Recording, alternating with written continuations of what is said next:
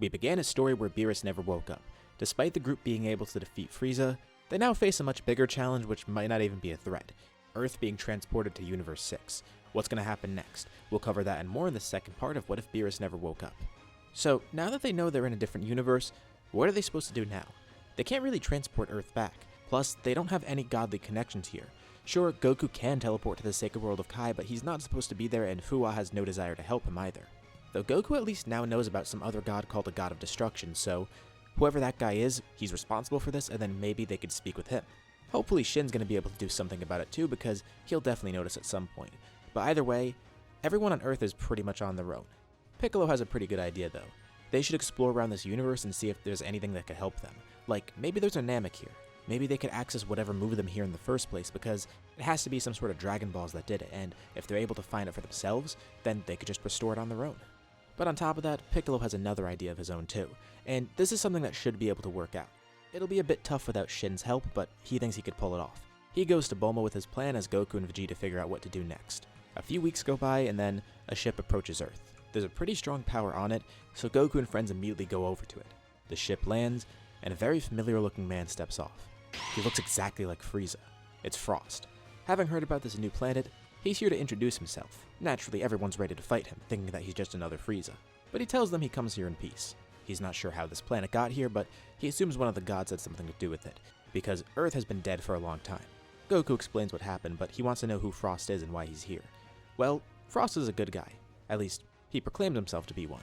He's known as an intergalactic hero that helped free a bunch of planets. And he just wanted to introduce himself to Earth, especially being thrown into a completely new universe. It might benefit to have an ally like this.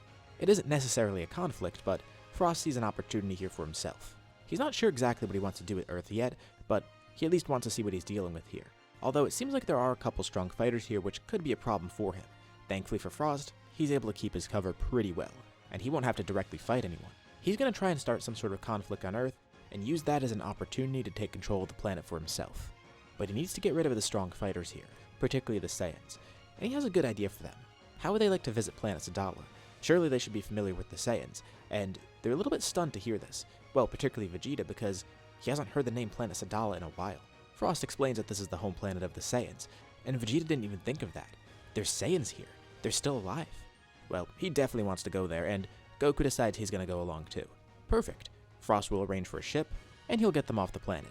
Meanwhile, it'll leave Frost to do whatever he wants. He's lowered their guard enough. They are still suspicious of him, but he's charismatic enough to get around it, and they actually do believe the act that he's putting up. Though Piccolo is still really suspicious of it, and thankfully Frost doesn't get him off of Earth yet. Goku and Vegeta board a ship to Sadala, and Frost begins his plans. He could either start a war between the people on Earth, or he could try and start it between Earth and another planet. But Piccolo's on the lookout, watching as closely as he can. Something's off about Frost, and the more he watches, the more he realizes that Frost definitely isn't a good guy. Piccolo then intervenes, stopping Frost in his tracks. And it turns out, just like Frieza, he has some transformations of his own. The great thing is, Piccolo's not affected by the lack of godly ki here. At least, not affected negatively. With Goku and Vegeta staying on Earth more, he trains with them more. That means Piccolo's probably stronger than normal if anything. And in the actual story, he already was relative to Frost's final form. I think this would be a pretty close battle unless Frost does have the poison on him already, which I don't think he would. He just used that to cheat in the tournament. Maybe he'd be prepared enough to have it, but I also think it's equally likely that he doesn't expect anyone to fight him here. So he fights Piccolo, who's barely able to win over Frost. And even if he had an issue, Gohan's still on Earth too. He could have jumped in and helped. So now they know for a fact that Frost is a bad guy, but it's probably not a great thing that they just killed a guy renowned as a hero, even if he truly is bad. Piccolo really needs to get moving on his other plans, so he tries to cover up Frost's death, and decides they're going to deal with that later. But he does make contact with Goku and Vegeta from far away, letting them know exactly what happened. Vegeta kinda laughs. Of course that guy's exactly like Frieza. But he hopes it doesn't really come back to bite them in the ass. The reason Piccolo's still on Earth is because Bulma was rebuilding a ship, and making it improve too. This is one that's going to go to the Demon Realm. That's exactly where Piccolo's trying to go. The issue is, he doesn't know where to find Warp Sama in this universe. But Bulma's prepared. She found a way to track the energy that they emit, based on their last journey to the Demon Realm. So, just like she made a Dragon Ball radar, she made a Warp Sama radar. So Piccolo travels to the nearest one, and he's not sure how he's going to get in because he doesn't have a code. But Warp Sama looks at him, sees his pointy ears, and then contacts the King of the Demon Realm, who tells Warp Sama to let him in. Oh yeah, Piccolo forgot. They're friends with the King of the Demon Realm, because it's cool. Piccolo stops by the third demon world first, and picks up something at one of the shops.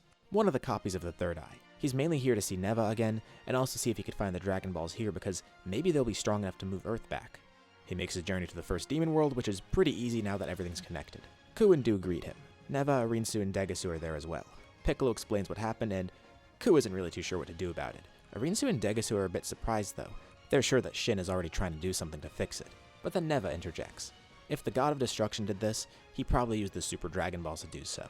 And Piccolo is welcome to try to get the Dragon Balls here if he could fight the Tamagami, which Neva thinks he can, especially now seeing that Piccolo has a third eye in his possession. Does he plan to use that for himself? And Piccolo says he's not sure. He kind of got it just in case because they're dealing with the unknown. He feels like this can unlock a bunch of power for him. Neva says he could do the same for Piccolo as well. The issue is, he doesn't know if his Dragon Balls will be strong enough. But even if it is strong enough, then they'll definitely deal with Champa. And who knows what Champa will do in response, especially with Universe 7's God of Destruction inactive for some reason. So Piccolo asks a little bit more about him, and this is where they learn about Beerus, who's actually Champa's twin brother. But apparently he takes a lot of long naps, so he's probably asleep right now. And surely if Champa tried to do something, Beerus would stop it.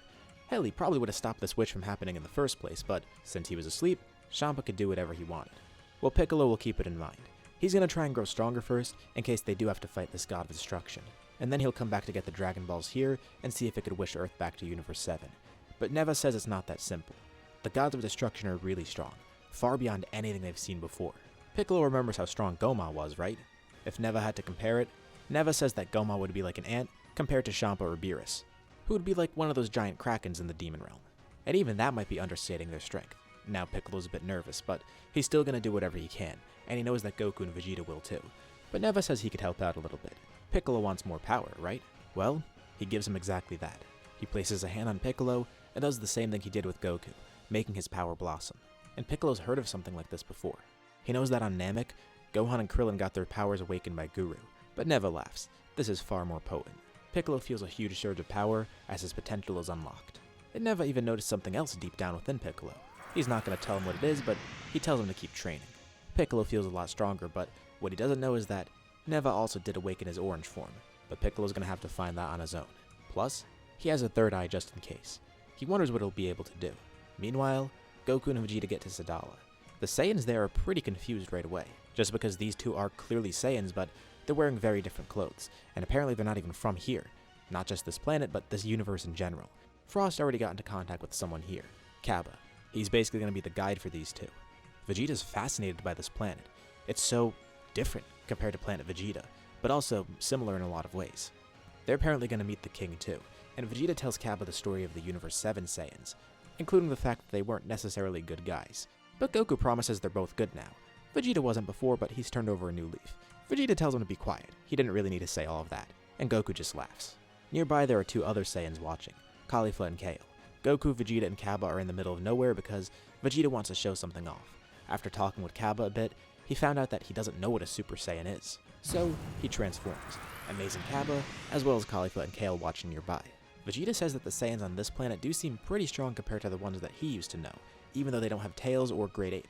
But Vegeta shows off some more forms, Super Saiyan 2, Super Saiyan 3, and finishing off with Super Saiyan 4. Caulifla can't contain her excitement, so they hear her nearby. Goku asks Cabba if he knows her, and he says she's the sister of some gang leader here. He doesn't know anything about Kale, though. Goku and Vegeta display their forms, and Vegeta says that after they meet King Sadala, he wants to train Cabba, just to see if he can unlock Super Saiyan. Caulifla and Kale are going to join along too. Goku says this might be pretty fun for them. He's not sure how strong everyone here is or what their potential's like, but it'll be nice to train here with other Saiyans. After all, they're surprisingly strong even without Super Saiyan. A few months go by. Goku and Vegeta spend their time on planet Sadala, and eventually return home. Thankfully, nothing has happened after Frost died. I feel at some point there would be a whistleblower regardless, so everyone now knows that Frost was a warmonger, and they're glad that he's gone, even though they don't know where he went. Piccolo's glad to see Goku and Vegeta back, and Goku says he has something to show Piccolo, but Piccolo has something to show him too. Why don't they have a fight? Vegeta watches on too. He knows that Piccolo's a great warrior, but knowing how strong he and Kakarot are, he's not sure how Piccolo's going to match up to them. The two start a fight in base, and then Goku begins to transform. He has to go up to Super Saiyan 2 to even contend with his base. But then Goku pushes it into Super Saiyan 3, only using this very briefly because of the drain with it, and that makes Piccolo show off his first new transformation, his Power Awakened state. This causes Goku to go Super Saiyan 4, and Piccolo says it's pretty funny. Both of these forms are because of Neva. He explains what happened, and all the things he learned in the Demon Realm. He actually did stay there for a little bit. Neva watched over him for a bit, and he even trained by sparring with Glorio and Do. Goku's glad that Piccolo has a power like this. Actually, as he is right now, they're dead even like this. But Goku says he has one more bonus, and Piccolo stops in his tracks. He's heard those words before. There's no way. Goku then begins transforming once again. Goku's hair and fur start flowing, and that golden aura envelops them. It almost looks like the aura is burning up his fur. Goku then shows off his newest form, Super Saiyan 5. It looks pretty much like Super Saiyan 4, but with golden fur instead. After spending some time on planet Sadala, even after training some others to go Super Saiyan, Goku and Vegeta realized something. Those Saiyans evolved past the tail, so Vegeta decided he wanted to study those Saiyans a little bit more, looking at how they evolved and learning more about their sciences. Since those Saiyans have been around for a lot longer, they actually had a lot more info about Saiyan biology, so Vegeta studied it, something that he never really did before. And even though they've branched off from the Universe 7 Saiyans, it was similar enough to help them. And Goku has come to a conclusion here. He's restarting the chain of Super Saiyan. Piccolo's a bit confused, but he explains further. Those Saiyans evolved past the tail, but still were able to get Super Saiyan and presumably Super Saiyan 2 and 3, but he doesn't know if they'll get Super Saiyan 4. On the other hand, Goku and Vegeta have the power of the Great Ape flowing through their veins, so do the other Saiyans in Universe 7. What they've come to realize is that their Super Saiyan 4 is just a modern Great Ape. So Goku's been working on this theory, and it seems like it's coming true.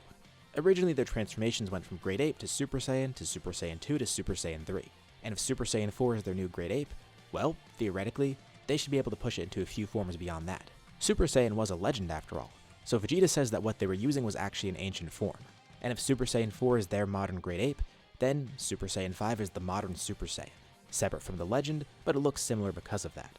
They're not sure how true this theory is, but based on their research, and their training, and the results of that training, it seems like it might be true. And Piccolo is pretty amazed to hear that. It's nice knowing they have a lot of room for growth, and this form is able to beat Piccolo. But then Piccolo says that he's also awakened a new form beyond this as well. An intense orange aura surrounds him, and his power explodes. Piccolo turns orange, and with a single attack, he defeats Super Saiyan 5 Goku. But he says this isn't the extent of his power either. He hasn't used it just yet, but he has a third eye for himself. Well, Vegeta's at least glad that he has a good rival here, and Piccolo has used some of his downtime to train with Gohan too. He's not too sure what lies ahead for Gohan, but it's nice to see that he's at least still growing with Ultimate. Besides this, what else is happening? Well, Champa hears that there are some other strong mortals out there, and he has no interest in training them like Beerus did. You might think at some point he would think, oh cool, there's going to be Super Saiyan gods on Earth, but they don't have godly ki, and he doesn't have any premonition about the Super Saiyan God or anything. He probably wouldn't even care about that even if he did. Beerus might sleep a lot, but Champa's arguably even lazier than him, at least when it comes to training. So Champa's not going to Earth for anything besides the food. But back in Universe 7, a ship appears on Earth. It's the Time Machine, and Trunks steps out, horrified at what he sees. The entire Earth is desolate. It looks even worse than his timeline. He spends some time looking around just to see if he could find anything, and there's no sign of life anywhere. Not a single human exists. But then a voice calls out to him. A familiar man appears next to him. It's Shin, and Trunks is elated to see him. It's at least good to know that the Supreme Kai is still alive in this timeline. And Shin doesn't really know Trunks.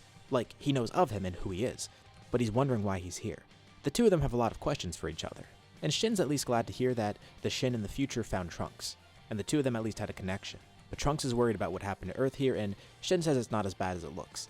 This actually isn't Earth that they're on, at least not the Earth that he's used to. So he explains a little bit, and then Trunks explains why he's here. He's facing another threat in the future. What he doesn't know is that, just like how Earths were swapped between universes, the threat he's facing is due to someone using the Dragon Balls to swap something, particularly Zamasu stealing Goku's body. But why? Why did that still happen here? We'll save that for the next part and leave off here for now. What'd you guys think about this part and what's going to happen next? Leave your thoughts and ideas in the comments below. I'd love to see what you guys think. As usual, be sure to drop a like and subscribe if you haven't already. It really does help out the channel, and it shows me you want to see more videos like this. Anyways, thank you all for watching, and I'll see you all in my next video.